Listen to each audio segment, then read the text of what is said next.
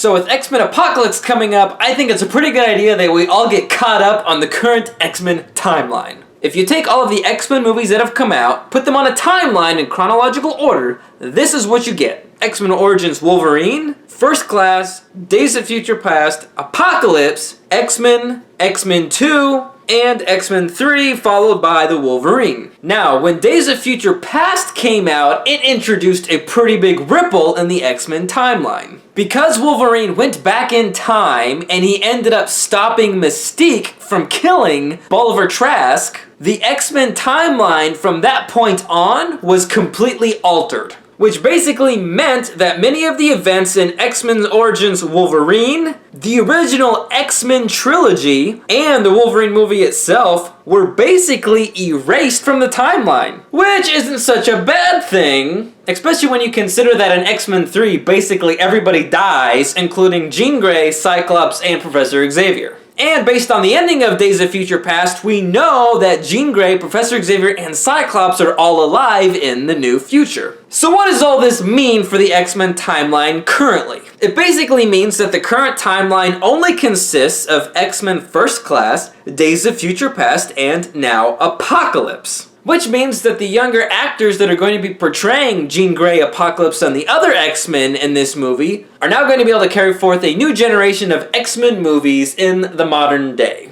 I mean, hey, when you need a reboot, why not just go back in time and change everything? Star Trek did it. And that is the X-Men timeline explained. Thanks for watching, guys, and make sure to check back next week with my review of X-Men Apocalypse.